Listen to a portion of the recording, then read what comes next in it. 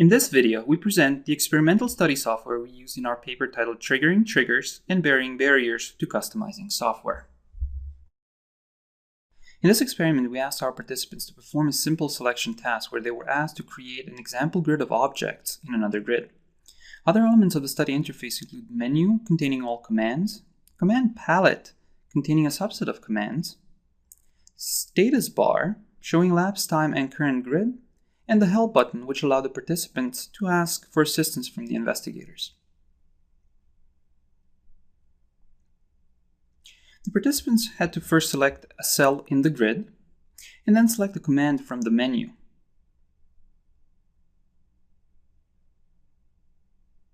This would add the corresponding property to the grid. Alternatively, the participant could select a command from the palette. However, initially not all commands that showed up in the grid were in the palette. The objects in the example grid consisted of a shape and one or more additional properties: fill color, border, and an optional image. To complete an object, the participant would first add a shape and then add the additional properties in any order.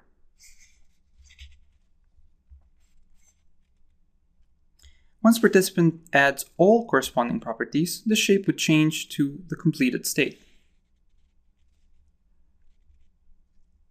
If the participant made a mistake, a 3-second penalty would apply.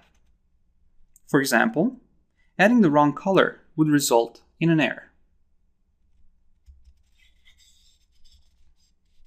In total, the participants had to execute 60 commands to complete a grid. The participant had to complete 6 objects with a shape and 3 additional properties, and 6 objects with 2, 1, and no additional properties each. This totaled to 24 objects.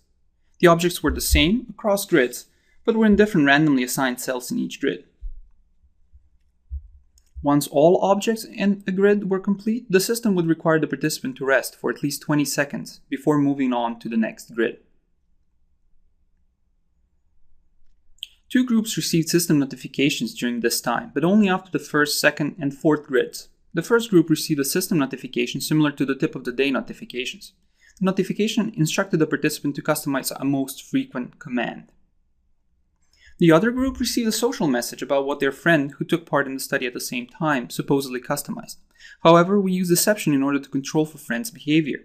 This message was generated by the system and had nothing to do with their friend's actual behavior. The notification still instructed the participant to customize a most frequent command.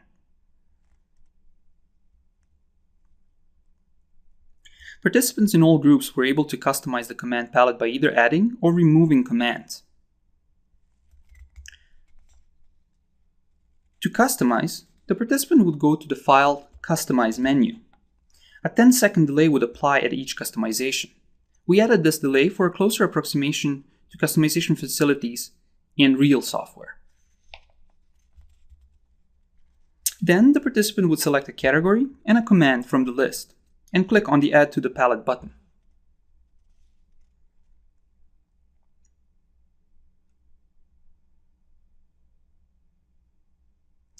The command would then be added to the palette.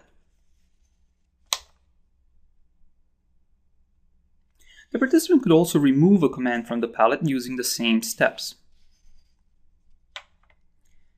The participant could then choose to customize the whole palette. This way, the participant would be able to complete the whole grid without having to go to the menu. We also added a distractor command, the lemon. This command occurred only twice in the study, in the 6th and the 9th grids. There was no value in customizing the lemon as it would not increase the performance in terms of time to complete the study or reduce the workload in terms of number of clicks.